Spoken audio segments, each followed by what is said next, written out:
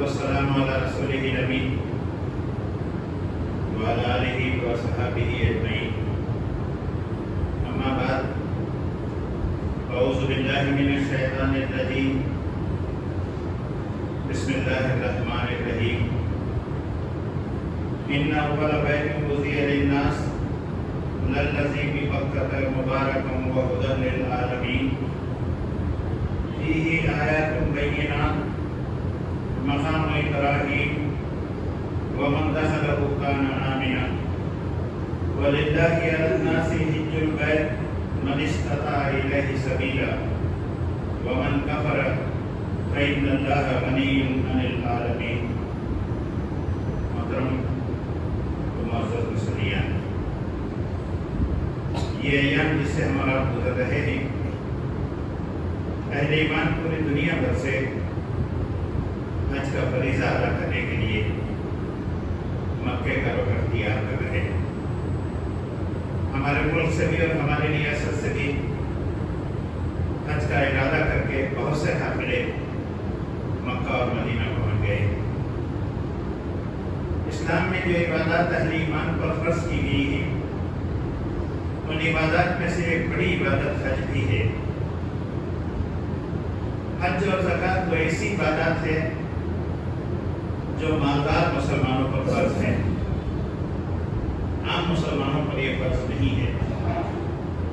اس لیے کہ جو صاحب نصاب ہے، یعنی نصاب کے وقت مال رکھتا ہے، وہ زکوٰۃ ادا کرے گا.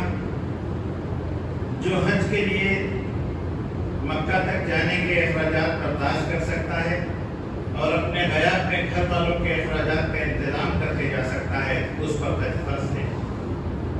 اس لحاظ سے یہ دو عبادات مالدار مسلمانوں پر فرض ہیں. نماز اور روزہ تو ہر مسلمان پر فرض ہے، کوئی امیر ہو یا غریب، اسے نماز بھی پڑھنی ہے، اسے روزہ بھی رکھنا ہے.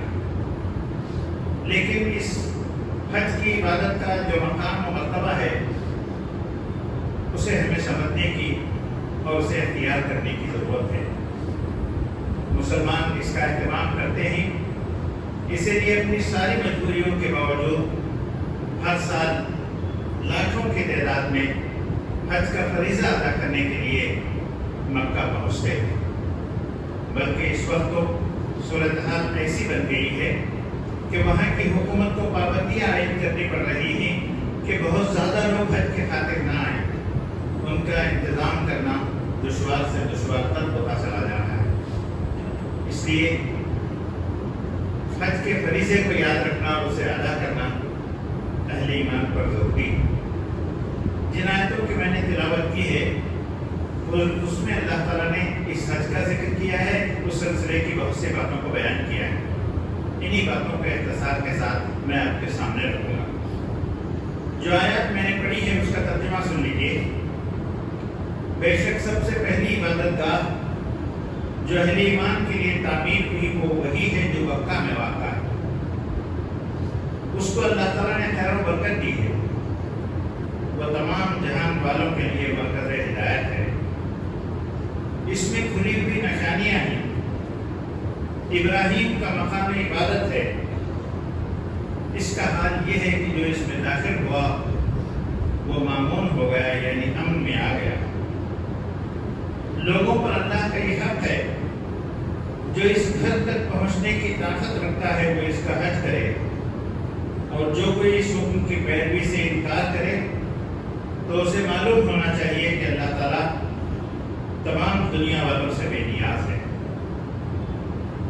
حج اہل ایمان پر فرض ہے. اس کی فرضیت کے تعلق سے ایک بھی بات ہمیں جان لینی چاہیے کہ اللہ کے رسول صلی اللہ علیہ وسلم نے فرمایا جو حج کی استطاعت رکھتا ہے پھر حج نہ کرے وہ یہودی ہو کر کے بنے یا نصرانی، ہمیں اس کی کوئی پرواہ نہیں ہے. اس تاکید کے ساتھ اس حج کے فریضے کا ذکر اللہ کے رسول صلی اللہ علیہ وسلم نے فرمایا. اور قرآن مجید میں اللہ تعالیٰ نے فرمایا خانہ کعبہ کا یہ حق ہے اہل ایمان پر، جو طاقت رکھتا ہے اسے لازماً حج کرنا چاہیے. حج زندگی میں ایک مرتبہ فرض ہے. ان اہل ایمان پر جو اس کی استطاعت رکھتے ہیں نبی کریم صلی اللہ علیہ وسلم یہ بات بتا رہے تھے تو کسی نے اٹھ کر کے یہ سوال کیا، یا رسول اللہ کیا حج ہر سال فرض ہے؟ تو صلی اللہ علیہ وسلم خاموش رہے، آپ کے چہرے پر غصے کے آثار نمودار ہوئے۔ جب وہ کیفیت دور ہوئی تو آپ صلی اللہ علیہ وسلم نے فرمایا، تم کیسی بیکار کی باتیں کرتے ہو؟ اگر میں یہ کہہ دیتا کہ ہاں ہر سال حج فرض ہے تو تم پر ہر سال حج فرض ہو جاتا۔ ایسے بیکار کے سوالات نہ کیا کرو جس کے بعد تم مشکلات میں پڑ سکتے ہو۔ زندگی میں ایک مرتبہ اہل ایمان پر حج فرض ہے۔ یہ خانہ کعبہ کا حق ہے جو اللہ تعالیٰ نے بتایا، فرمایا کہ اسے ہمارے دو جلیل القدر پیغمبروں نے مل کر کے تعمیر کیا۔ حج کی تعمیر حضرت ابراہیم نے اپنے بیٹے حضرت اسماعیل علیہ السلام کو لے کر کے خانہ کعبہ کی تعمیر فرمائی، ایک ایسے مقام پر جہاں کوئی آبادی نہیں تھی۔ اللہ تعالیٰ نے فرمایا،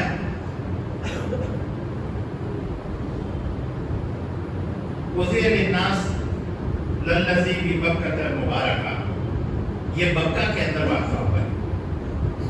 بکہ بعد میں مکہ بنا۔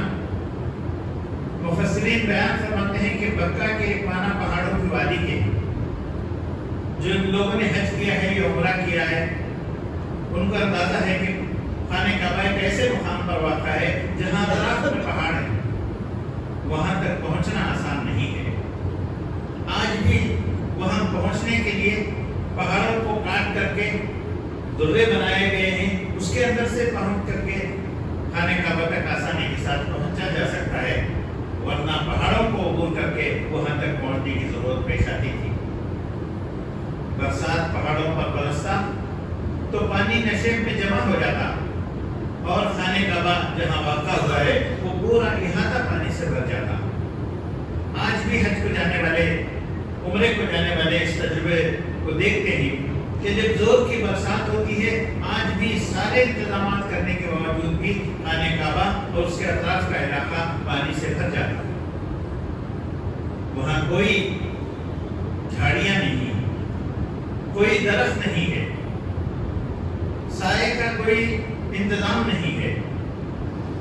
ایسے مقام پر خانہ کعبہ ایک دشت میں، ایک بیابان میں، ایک چٹیل میدان میں خانہ کعبہ اللہ تبارک و تعالیٰ نے تعمیر فرمایا اور اسے پوری دنیا کا مرکز ہدایت قرار دیا۔ اس کی تعمیر اللہ تعالیٰ نے حضرت ابراہیم اور حضرت اسماعیل علیہ السلام کے ذریعے سے دی۔ وہ واقعہ ہم نے بارہا سنا ہے۔ حضرت ابراہیم علیہ السلام کو اللہ تعالیٰ نے اپنے کام کے لیے چن لیا تھا۔ آپ جس ماحول میں اپنا فریضہ انجام دے رہے تھے، ہر طرف بت پرستانہ ماحول تھا۔ حضرت ابراہیم علیہ السلام کی زندگی ہمارے لیے، خصوصاً بھارت کے لوگوں کے لیے ایک نمونہ ہے۔ یہاں جیسے شرک اور بت پرستی کا دور دورہ ہے، ایسے ہی شرک و بت پرستی کا دور دورہ اس ماحول کے اندر بھی تھا۔ آپ کا باپ آزر خود بتوں کو بناتا تھا، بتوں کو تراشتا تھا، بتوں کو بیچتا تھا۔ اس پورے ماحول پر شرک اس قدر گہرے اثرات رکھتا تھا تو اس سے ہٹ کر کے کوئی سوچ نہیں سکتا تھا۔ اللہ تعالیٰ نے حضرت ابراہیم علیہ السلام نے اپنے دین کا دعوت کا کام لینے کا فیصلہ کیا تھا تو اس ماحول میں اس طرح سے آپ کی پروان چڑھی یا اس طرح سے بڑے ہوئے کہ شرک کی کوئی اثرات آپ نے اپنے دامن پر آنے نہیں دیا، اسے اختیار نہیں کیا۔ قرآن مجید میں گفتگو نقل ہوئی جو حضرت ابراہیم علیہ السلام کے باپ اور حضرت ابراہیم علیہ السلام کے درمیان ہوئی تھی۔ ابراہیم علیہ السلام کو اللہ تعالیٰ نے فطرت سلیم سے نوازا تھا۔ ان کا باپ جب بتوں کو بناتا اور تراشتا تھا تو بچے ہونے کے لحاظ سے جا کر کے کھڑے ہو کر کے اس منظر کو دیکھتے اور معصومانہ سوال کرتے تھے، ابا جان یہ کیا ہے جو آپ بنا رہے ہیں؟ ان کا باپ کہتا کہ بیٹا یہ تمہارا خدا ہے۔ کہتے ہیں کہ کیسا خدا ہے؟ اسے تو آپ اپنے ہاتھوں سے بنا رہے ہیں، دیکھیے اس پر کوئی مکھی بیٹھ کے کوئی اڑا تک نہیں سکتا ہے، یہ ہمارا خدا کیسا ہو سکتا ہے؟ یہ فطرت سلیم تھی جس سے اللہ تعالیٰ نے حضرت ابراہیم علیہ السلام کو نوازا تھا۔ آپ جوان ہوئے تو اللہ تعالیٰ نے آپ کو نبی بنایا، پھر آپ نے شرک سے بیزاری کو لوگوں کے اندر عام کرنا شروع کیا، لوگوں کو روکا، باپ کو روکا، خاندان والوں کو روکا، اور یہ چرچا اتنا عام ہوا کہ حضرت ابراہیم علیہ السلام شرک کے مخالف ہیں، یہ بات ماحول کے اندر عام ہو گئی۔ میں وقت کی کمی کی وجہ سے اختصار کے ساتھ ان باتوں کو بیان کرتا ہوں۔ حضرت ابراہیم علیہ السلام کو اس کے نتیجے میں کڑی آزمائشوں سے گزرنا پڑا۔ قرآن مجید نے بتایا وَإِذِ ابْتَلَىٰ إِبْرَاهِيمَ رَبُّهُ بِكَلِمَاتٍ، اللہ تعالیٰ نے ابراہیم کو کچھ باتوں میں آزمایا، فَأَتَمَّهُنَّ، اور ان سارے آزمائشوں میں پورے اترے۔ شرک کی مخالفت کی وجہ سے لوگ مخالف ہوئے، گھر والے مخالف ہوئے، اقتدار وقت مخالف ہوا۔ پھر یہ فیصلہ کیا گیا کہ ابراہیم علیہ السلام کو اس کے نتیجے میں کڑی سزا دی جائے، آگ کا الاؤ لہکایا گیا، اور اس آگ کے الاؤ کے اندر ابراہیم علیہ السلام کو پھینکنے کا فیصلہ ہوا۔ لوگوں نے اپنے طور سے سمجھا تھا آگ ابراہیم علیہ السلام کو جلا دے گی، آگ کے الاؤ میں پھینکے گئے، اس آگ نے ابراہیم علیہ السلام کو نہیں جلایا، اس لیے کہ اللہ نے اس آگ کو حکم دیا قُلْنَا يَا نَارُ كُونِي بَرْدًا وَسَلَامًا عَلَىٰ إِبْرَاهِيمَ، اے آگ تو ابراہیم کے لیے سلامت اور ٹھنڈی ہو جا۔ آگ بجھ گئی، ابراہیم علیہ السلام وہاں سے باہر آئے، لوگوں نے اپنے سر کی آنکھوں سے ایک زندہ معجزہ دیکھا۔ اس معجزے کو دیکھ کر کے تو اس قوم کو ایمان لانا چاہیے تھا۔ قرآن مجید کا مطالعہ بتاتا ہے معجزات حق کی دلیل کے طور پر دیے جاتے ہیں، لیکن ان معجزوں کو دیکھ کر کے ایمان لانے والے بہت کم ہوتے ہیں۔ ابراہیم علیہ السلام کی اس معجزے کو دیکھ کر کے بھی لوگ ایمان نہیں لائے۔ ابراہیم علیہ السلام کو پھر وہ شہر چھوڑنا پڑا، آپ نے ہجرت اختیار کی، ملکوں آپ دعوت کے فریضے کو انجام دیتے رہے۔ آپ کی کوششوں کے نتیجے میں اس ماحول میں کسی نے حق کی دعوت کو قبول نہیں کیا۔ قرآن بتاتا ہے کہ جب انہوں نے ہجرت کی تو 2 افراد نے ان کا ساتھ دیا، ایک آپ کی بیوی تھی، دوسرے آپ کے بھتیجے تھے، 3 افراد کا قافلہ۔ یہ انسانی تاریخ کی پہلی ہجرت ہے جو ابراہیم علیہ السلام نے اختیار کی، اور اس ہجرت کو اختیار کر کے وہاں سے نکل پڑے۔ اس کام کو کرتے ہوئے آپ بوڑھے ہو گئے، اولاد بھی نہیں ہوئی، لوگ اسلام کو قبول بھی نہیں کر رہے تھے۔ ابراہیم علیہ السلام کو یہ فکر ستائے جا رہی تھی، میری دعوت کو لوگ قبول بھی نہیں کر رہے ہیں، میری کوئی اولاد بھی نہیں ہے، میں بوڑھا ہوتا جا رہا ہوں، میرے بعد اس مشن کو، اس کام کو کون جاری رکھے گا؟ ابراہیم علیہ السلام نے اپنے رب سے دعا کی، ربی ہب لی من الصالحین، اے میرے رب مجھے نیک اولاد عطا فرما تاکہ میرے بعد اس کام کو جاری رکھ سکے۔ دعائیں کرتے ہوئے 80 سال کی عمر کو پہنچے۔ قرآن کہتا ہے اس وقت انہیں بشارت دی گئی، فبشرناہ بغلام حلیم، انہیں ایک بردبار لڑکے کی بشارت دی گئی۔ 80 سال کی عمر میں اللہ تعالیٰ نے فرشتے کے ذریعے سے یہ بشارت سنائی تو ابراہیم علیہ السلام حیرت زدہ رہ گئے اور کہا کہ مجھے اب اولاد ہوگی جبکہ میں بوڑھا ہو چکا ہوں؟ اللہ نے کہا کہ ہاں، جو اللہ چاہتا ہے وہ کرتا ہے۔ اس بڑھاپے میں اولاد بھی، وہ حضرت اسماعیل علیہ السلام تھے۔ اللہ تبارک و تعالیٰ نے آپ سے کہا کہ اس اولاد کو، اس کی ماں کو لے جا کر کے ریگستان میں چھوڑ کر کے آؤ۔ ابراہیم علیہ السلام اس بچے کو، اس کی ماں کو لے کر کے نکلے اور اس مقام پر پہنچے جہاں آج خانہ کعبہ ہے۔ کوئی درخت نہیں ہے، چھوٹے چھوٹے بیری کے درخت جس میں چھوٹے چھوٹے پتے کا کانٹے دار درخت ہوتا ہے، اس کے ہلکے سے سائے میں انہیں رکھا، پانی رکھا، ایک تھیلا کھجوروں کا بھر کر کے رکھا، پھر وہاں سے رخصت ہوئے۔ اللہ تبارک و تعالیٰ نے ان پر رحم فرمایا، اسماعیل علیہ السلام اس ماں کے گود میں پل کر کے بڑے ہوئے تو اللہ تبارک و تعالیٰ نے کہا اسماعیل جب بڑے ہوئے لڑکپن کی عمر کو پہنچے تو اللہ تعالیٰ نے کہا کہ ابراہیم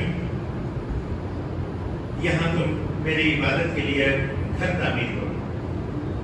قرآن مجید میں اللہ تبارک و تعالیٰ نے بتایا وَإِذْ بَوَّأْنَا لِإِبْرَاهِيمَ مَكَانَ الْبَيْتِ،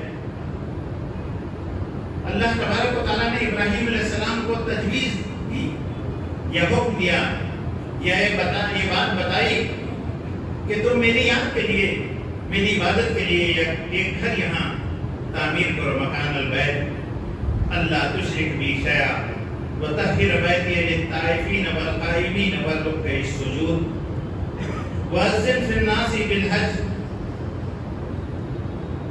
کہا کہ ایک گھر بناؤ، اسے شرک سے پاک رکھو، اس کی پاکی صفائی کا اہتمام کرو، رکوع سجدہ اور قیام کرنے والوں کے لیے وَأَذِّنْ فِي النَّاسِ بِالْحَجِّ، پھر اعلان کر دو یا اذان دے دو حج کے لیے۔ ابراہیم علیہ السلام نے اس گھر کو بنایا، خانہ کعبہ جب بن کر کے تیار ہوا تو اللہ تعالیٰ نے کہا کہ اب اذان دے دو، اعلان کر دو۔ ابراہیم علیہ السلام نے اعلان کر دیا، کوئی آبادی نہیں ہے، اعلان کرنے کے لیے کہا گیا۔ اللہ تعالیٰ نے ابراہیم علیہ السلام کی آواز میں برکت دی، ابراہیم علیہ السلام کی دعا پکار کا جواب دیتے ہوئے آج بھی حجاج کرام عازمین حج لبیک اللہم لک لبیک لبیک لا شریک لک لبیک، خدایا میں حاضر ہوں، ہاں خدایا میں حاضر ہو گیا، ہاں میرے رب میں نے سنا، میں حاضر ہو گیا تیرے گھر کی عبادت کے لیے، یہ کہتے ہوئے حج کے فریضے کو انجام دیتے ہیں۔ حکم ہے کہ خانہ کعبہ پر پہلی نظر پڑے تو لبیک کہو، بلندی پر چڑھو تو لبیک کہو، نشیب میں اترو تو لبیک کہو، جب تک یہ فریضہ مکمل نہ ہو جائے ایک ہی ترانہ ادا رہو، وہ لبیک اللہم لک لبیک کا ترانہ ہے۔ اللہ تبارک و تعالیٰ نے فرمایا ہم نے ابراہیم اور اسماعیل کے ذریعے سے اس گھر کو تعمیر کیا، یہ گھر مکمل ہوا تو ہم نے ابراہیم سے کہا کہ اسے پاک صاف رکھو، یہاں رکوع اور سجدہ کرنے والے، قیام کرنے والے آئیں گے۔ وہ دن اور آج کا دن خانہ کعبہ میں اللہ کی عبادت ہو رہی ہے اور اس طرح سے ہو رہی ہے، کبھی کسی دن اس کا ناغہ نہیں ہوا۔ حضرت ابراہیم علیہ السلام نے اس گھر کو بنانے کے بعد دعا فرمائی ربنا تقبل منا انک انت السمیع العلیم، اے میرے رب ہم نے اس گھر کی تعمیر کیا ہے، ہماری اس خدمات کو قبول فرما لے۔ اللہ تعالیٰ نے اسے قبول کر لیا۔ ابراہیم علیہ السلام نے رب سے دعا کی خدایا میں نے اپنی اولاد کے ایک حصے کو یہاں بسایا ہے تیرے حکم پر، یہاں کوئی کھیتی نہیں اگتی ہے، کھانے پینے کی غذا کا کوئی انتظام نہیں ہے، خدایا انہیں پھلوں کا رزق عطا فرما۔ اللہ تبارک و تعالیٰ نے رزق رسانی کا انتظام کیا، آج بھی وہاں کوئی کھیتی نہیں اگتی ہے، لیکن دنیا جہان کے ہر طرح کے پھل وہاں نہایت کم دام میں لوگوں کو میسر آتے ہیں جو حج و عمرے کے خاطر وہاں پہنچتے ہیں۔ ابراہیم علیہ السلام کی دعا کی قبولیت کو اگر کوئی دیکھنا چاہے وہاں جا کر کے دیکھ سکتا ہے، کوئی کھیتی نہیں ہوتی لیکن کوئی پھل ایسا نہیں ہے جو وہاں کے لوگوں کو میسر نہ آتا ہو۔ پھر اللہ تبارک و تعالیٰ سے ابراہیم علیہ السلام نے دعا کی، اے اللہ ان کے درمیان ایک پیغمبر اٹھا جو انہیں تیرے دین کی تعلیم دے، ان کا تزکیہ اور اصلاح کرے، انہیں تیری آیتوں کی تلاوت کر کے سنائے، تیری کتاب کا علم عطا کرے۔ اللہ تبارک و تعالیٰ نے ابراہیم علیہ السلام کی اس دعا کو قبول کیا اور اس دعا کی قبولیت کا جواب بن کر کے حضور نبی کریم صلی اللہ علیہ وسلم مبعوث ہوئے، پیدا ہوئے۔ ایک دعا ابراہیم علیہ السلام نے کی تھی اولاد کے لیے، 80 سال کے بعد پوری ہوئی۔ ایک اور دعا کی تھی ابراہیم علیہ السلام نے وہاں پیغمبر بھیجنے کی، وہ دعا کئی ہزار سال کے بعد پوری ہوئی۔ حضور نبی کریم صلی اللہ علیہ وسلم دعائے ابراہیمی کا جواب بن کر کے وہاں مبعوث ہوئے، وہاں پیدا کیے گئے۔ قرآن مجید نے حضور نبی کریم صلی اللہ علیہ وسلم کی بعثت کا ذکر کیا تو انہی الفاظ کے ساتھ جن الفاظ کے ساتھ ابراہیم علیہ السلام نے دعا کی تھی۔ اللہ تعالیٰ نے کہا اور اس نے تمہارے درمیان ایک پیغمبر بھیجا ہے، هو الذی بعث فی الامین رسولا منہم یتلو علیہم آیاتہ ویزکیہم ویعلمہم الکتاب والحکمہ۔ ابراہیم کی دعا کا جواب بن کر کے حضور صلی اللہ علیہ وسلم تشریف لائے اور وہی کام ان کے سپرد کیا گیا جس کی دعا حضرت ابراہیم علیہ السلام نے کی تھی۔ اس گھر کے تعلق سے اللہ تبارک و تعالیٰ نے بتایا اس گھر کا یہ حق ہے کہ جو یہاں تک پہنچنے کی استطاعت رکھتا ہے اس کے لیے لازم ہے کہ اس گھر کی زیارت کرے۔ اللہ تبارک و تعالیٰ نے فرمایا وَأَذِّنْ فِي النَّاسِ بِالْحَجِّ، حج کے لیے اذان دے دو یا اعلان کر دو، یَأْتُوکَ رِجَالٌ وَعَلَىٰ كُلِّ ضَامِرٍ يَأْتِينَ مِنْ كُلِّ فَجٍّ عَمِيقٍ لِيَشْهَدُوا مَنَافِعَ لَهُمْ، تاکہ لوگ پیدل جانوروں پر سوار مختلف ذرائع سے یہاں حج کے لیے آئیں، لِيَشْهَدُوا مَنَافِعَ لَهُمْ، اور ان فائدوں کا مشاہدہ کریں، ان نشانیوں کا مشاہدہ کریں جو اللہ تبارک و تعالیٰ نے یہاں رکھی ہیں۔ حج کے فائدے بتاتے ہوئے اللہ تعالیٰ نے فرمایا وہ اس نے یہاں رکھے ہیں، حج کو جانے والے ان فوائد کو دیکھ کر کے آتے ہیں۔ سب سے بڑا فائدہ اللہ تعالیٰ نے اہل ایمان کے لیے ایک مرکز فراہم کیا، ایک ایسے مقام پر جہاں کوئی آبادی نہیں ہے۔ خانہ کعبہ بنا تو اس خانہ کعبہ کی وجہ سے لوگوں نے وہاں بود و باش اختیار کی، بسنا شروع کیا، پھر آبادی بڑھتے چلی گئی۔ اللہ تبارک و تعالیٰ نے وہاں کے لوگوں کے کھانے کا انتظام کیا، ہر طرح کی غذا طلب کی صورت میں ان تک پہنچنی شروع ہوئی۔ پانی کے لیے زمزم کے چشمے کو اللہ تعالیٰ نے ابالا یا نکالا، اس ایک ذریعے کے علاوہ کوئی پانی وہاں آج بھی موجود نہیں ہے۔ لاکھوں لوگ سالانہ وہاں سے اس زمزم کے پانی کو لے کر کے پوری دنیا بھر میں جاتے ہیں، وہاں رہ کر کے اسے استعمال کرتی ہیں۔ اس وقت سے لے کر آج تک اس کا فیض جاری ہے اور اس کے اندر کوئی کمی واقع نہیں ہوئی۔ یہ بھی ایک معجزہ ہے جو خانہ کعبہ کی برکت کے نتیجے میں وہاں کے لوگوں کو حاصل ہوا۔ اہل ایمان حج کے خاطر جاتے ہیں، پوری دنیا بھر کے لوگ، زبانیں الگ، تہذیب الگ، لباس الگ، ایک دوسرے کو جانتے اور پہچانتے نہیں ہیں، لیکن حج کا فریضہ انجام دینے کے لیے وہاں پہنچتے ہیں۔ ایک بڑی اجتماعیت اللہ تبارک و تعالیٰ نے اس کے ذریعے سے فراہم کی۔ اس خانہ کعبہ کو مسلمانوں کا قبلہ قرار دیا، اسی لیے آج پوری دنیا کے مسلمان اسی کی طرف رخ کر کے اپنی نمازیں ادا کرتے ہیں، اپنی نمازیں پڑھتے ہیں۔ اللہ تعالیٰ نے حکم دیا کہ اسے قبلہ بنا لو۔ اس قبلے کے نتیجے میں جو مرکزیت اہل ایمان کو حاصل ہوئی ہے، اس مرکزیت کی وجہ سے مسلمان ایک آفاقی امت بنے اور وہ دنیا میں جہاں کہیں ہوں، وہ ہندوستانی ہیں، وہ بنگلہ دیشی ہیں، وہ جاپانی ہیں، وہ امریکی ہیں، نہیں، وہ مسلمان ہیں۔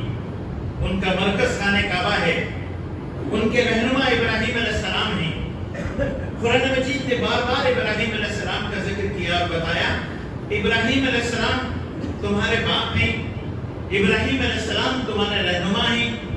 ابراہیم علیہ السلام کو اللہ تعالیٰ نے اپنے دین کی اقامت اور اشاعت کے لیے چن لیا تھا۔ ان کی ملت پر قائم ہو جاؤ، ان کی پیروی کرو۔ دنیا میں جتنے مذاہب پائے جاتے ہیں، یہ سب مذاہب اپنی نسبت ابراہیم علیہ السلام سے جوڑتے ہیں، اپنا تعلق ابراہیم علیہ السلام سے جوڑتے ہیں۔ اللہ تعالیٰ نے کہا ہم نے ابراہیم علیہ السلام کی اولاد میں برکت رکھی، اور اسی برکت کا نتیجہ ہے دنیا میں یہودی ہوں یا عیسائی یا کوئی اور قوم کے ماننے والے ہوں، وہ سب اپنی نسبت ابراہیم علیہ السلام سے جوڑتے ہیں۔ ہندوستانی بھارت کی تاریخ کا بھی لوگوں نے مطالعہ کر کے یہ بات بتائی ہے کہ اس کے اثرات یہاں بھی جو قوم بستی ہے بھارتی قوم، ان کے بہت سے عیدیں، ان کے بہت سے تیوہار میں اس بات کا ثبوت ملتا ہے کہ اس سے انسپریشن لیتے ہیں، اپنا تعلق وہاں سے جوڑتے ہیں۔ یہ سارے فائدے اپنی آنکھوں سے دیکھ کر کے اہل ایمان تشریف لاتے ہیں۔ مسلمان اگر سمجھیں تو یہ الگ الگ قوم نہیں ہیں بلکہ ایک امت ہے، ایک آفاقی امت ہے۔ اسی لیے قرآن مجید میں مسلمانوں کو اللہ تعالیٰ نے امت قرار دیا، لیکن اس کا کیا کیا جائے؟ جسے اللہ تعالیٰ نے ایک امت خیر بنایا تھا، وہ امت مختلف جماعتوں میں، گروہوں میں اس طرح سے بٹ کر کے رہ گئی کہ ان کے اندر اتحاد پیدا کرنے کے لیے مسلسل کوششیں کرنی پڑ رہی ہیں۔ ان ساری مسلسل کوششوں کے باوجود بھی یہ کبھی ملتے ہیں، کبھی بکھرتے ہیں۔ ملنے اور بکھرنے کا ایک سلسلہ برابر جاری ہے۔ اس کی وجہ یہ ہے ہماری عبادتیں بے شعور ہو گئی۔ حج کے فریضے سے جو چیز حاصل ہونا چاہیے تھا اسے حاصل کرنے کی فکر اور تڑپ کم ہو گئی ہے، اور دوسری چیزوں پر توجہ ہماری زیادہ ہے۔ حج کو جانے والے وہاں سے کیا لے کر کے آتے ہیں؟ کسی حاجی سے، کسی عمرہ کر کے آنے والے سے آپ پوچھئے تو وہ کہیں گے کیا شاندار عمارت ہے، کیا کلاک ٹاور ہے، کیا بہترین کھجوریں ملتی ہیں، کیسی اس کی زمین ہے، کیسے وہاں کے مالز ہیں، کتنا سستا سونا ہے، کتنے اچھے پھل ملتے ہیں، یہی کچھ بیان کرتے ہیں۔ علامہ اقبال نے اس کا رونا روتے ہوئے کہا تھا، ان زائرین حرم سے کوئی پوچھے تو صحیح، کیا حرم کا تحفہ زمزم کے سوا کچھ بھی نہیں؟ زمزم کا پانی لانے کے لیے جاتے ہو یا وہاں سے انسپریشن لینے کے لیے جاتے ہو، اپنی ایمان کو مضبوط کرنے کے لیے جاتے ہو، توحید کا درس لینے کے لیے جاتے ہو، مسجد الرسولین کو یاد کرنے کے لیے جاتے ہو، اس کا تذکرہ ہوتا ہے۔ حج 8 تاریخ سے لے کر کے 12 تاریخ تک مکمل ہو جاتا ہے، 5 دن کا حج ہوتا ہے۔ کوئی زیادہ رہا تو ایک دن 13 تاریخ تک وہ حج مکمل کر لیتا ہے، بقیہ دن تو سفر کی وجہ سے وہاں اہل ایمان کو زیادہ رہنا پڑتا ہے، ورنہ اصل حج تو 5 ہی دن کا ہوتا ہے۔ اس لیے مقامی لوگ 5 ہی دن کے لیے آتے ہیں اور 5ویں دن وہاں سے رخصت ہو جاتے ہیں۔ ان 5 دنوں کے دوران میں جو عبادات کے مختلف ارکان ادا کرنے پڑتے ہیں، مینا میں قیام ہے، عرفات میں قیام ہے، مزدلفہ میں قیام ہے، رمیہ جمرات ہے، پھر خانہ کعبہ کا طواف ہے، پھر مینا کو جانا ہے، پھر جمرات کرنا ہے، قربانیاں کرنی ہیں، پھر وہاں سے واپس لوٹ کر کے آنا ہے۔ اس سارے امور پر آج غور کر کے دیکھیں، آج بھی ساری سہولتوں کے باوجود لوگ یہ محسوس کرتے ہیں کہ حج بہت مشکل فریضہ ہے۔ جوانی کے عالم میں کسی نے کر لیا تو اچھا ہے، بڑھاپے کی عمر کو پہنچ کر کے اگر وہ حج کرنے کی کوشش کرے گا بہت سی دشواریاں اسے پیش آئیں گی۔ آج بھی یہ دشواریاں لوگوں کو پیش آتی ہیں۔ ایک فوجی اسپرٹ اہل ایمان کے اندر پیدا کی جاتی ہے۔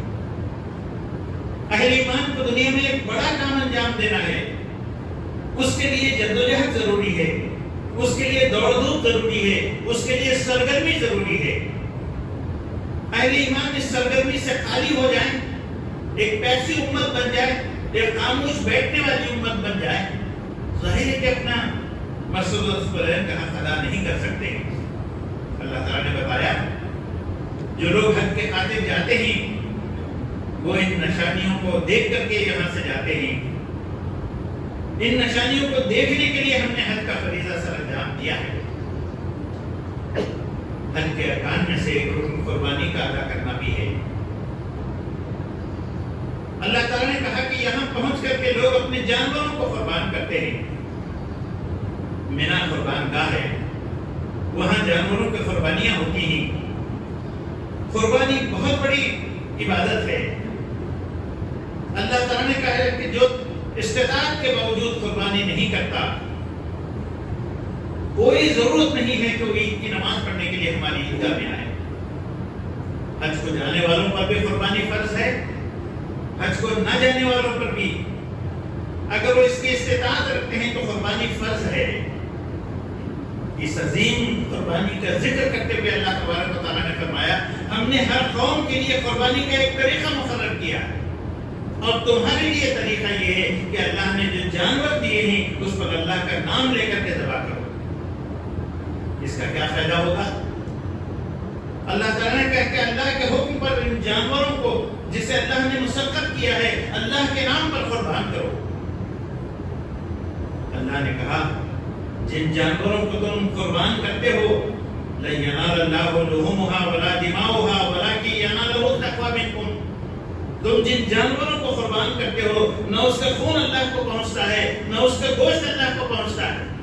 ذبح تم کرتے ہو، اس جانوروں کا گوشت تمہارے لیے حلال ہے، تم خود استعمال کرو، رشتہ داروں کو دو، دوست احباب کو دو، اسے خود استعمال کر سکتے ہو، یہ اللہ تک نہیں پہنچتا ہے۔ قربانی کے فریضے کی اہمیت کو اہل ایمان کو سمجھنا چاہیے اور اس کے ادا کرنے کی فکر اور کوشش ہونی چاہیے۔ اس قربانی کی طرف سے اللہ تعالیٰ نے کہا اس کا خون اور گوشت اللہ کو نہیں پہنچتا، یہ تمہارے ہی لیے ہے۔ اللہ کے لیے اپنے آپ کو قربان کر دینے کا جذبہ اہل ایمان کے دلوں میں تازہ رہے، یہ ہے قربانی کا مقصد۔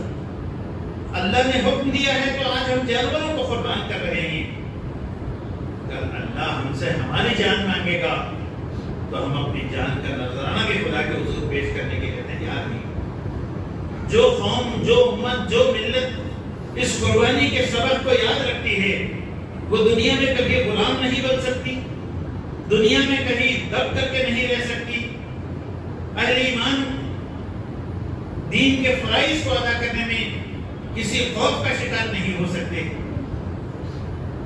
اسی لیے اس قربانی کو اہل ایمان پر فرض قرار دیا گیا۔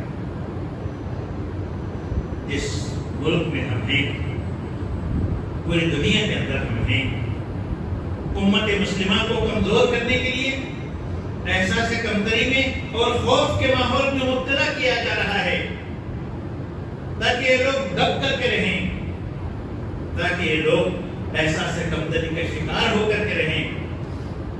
کچھ لوگ ہیں اس کا شکار ہو جاتے ہیں۔ اللہ تعالیٰ نے بتایا اس کے نام پر اپنے جانوروں کو قربان کرو، اس کا فائدہ تمہیں خود پہنچے گا، اس کا معاشی فائدہ بھی ہے، اس کا ایمانی اور روحانی فائدہ بھی ہے۔ مطالعہ کر کے دیکھ لیں، قربانی کے فریضے کو انجام دینے کے نتیجے میں پوری دنیا کے اندر جانوروں کی خرید و فروخت کا جو کاروبار بوسٹ کرتا ہے، کروڑوں روپے کے جانور خریدے اور بیچے جاتے ہیں، اس کے نتیجے میں جو اکانومی فلرش کرتی ہے، جو ترقی پاتی ہے، ایک نہیں کئی قسم کے انڈسٹریز اس کے ذریعے سے چلتے ہیں۔ اس کے گوشت کو غریب ملکوں اور غریب انسانوں تک پیک کر کے آج بھی پہنچایا جاتا ہے۔ کتنے انسانوں کی بھوک کو مٹانے کا سامان بن جاتی ہے یہ غذا، یہ گوشت۔ اس کا مطالعہ کر کے اس کی اہمیت کو سمجھنے کی ضرورت ہے۔ برادران اسلام، اللہ تبارک و تعالیٰ نے فرمایا اس خانہ کعبہ کو ہم نے اپنے نبی ابراہیم علیہ السلام کے ذریعے سے تعمیر کروایا، یہ اہل ایمان کے لیے مرکز ہدایت ہے۔ تمہیں اس کا حق ادا کرنا چاہیے۔ یہاں جو نشانیاں رکھی ہیں ان نشانیوں کا مشاہدہ کرنا چاہیے، اپنے ایمان کو تازہ کرنا چاہیے۔ اجتماعیت، اتحاد، بھائی چارہ، ایک ہونے کا احساس، آفاقی امت اور ملت ہونے کا احساس جو وہاں سے ملتا ہے، اسے یاد رکھ کر کے یہ جہاں بھی پہنچتے ہیں اسی اسپرٹ کے ساتھ اپنے اپنے ماحول میں دینی ذمہ داری ادا کرنے کی کوشش کریں۔ آج اس کی بڑی ضرورت ہے۔ برادران اسلام، حضرت ابراہیم علیہ السلام کی زندگی کا تذکرہ قرآن مجید میں بہت سے مقامات پر کیا گیا ہے۔ اللہ تعالیٰ نے کہا قد کانت لکم اسوۃ حسنۃ فی ابراہیم والذین معہ، ابراہیم علیہ السلام کی زندگی میں تمہارے لیے اسوہ حسنہ موجود ہے، ان پر ایمان لانے والوں کی زندگی بھی تمہارے لیے ایک نمونہ ہے. اس نمونے کو سامنے رکھ کر آئیے ہم اپنے ایمان کو تازہ کریں. اجتماعیت کا جو درس اور سبق ملتا ہے اسے یاد رکھیں. اپنا فریضہ، اپنا منصبی فریضہ یاد رکھ کر کے اس کا حق ادا کرنے کی ہم کوشش کریں. ربنا تقبل منا انک انت السمیع العلیم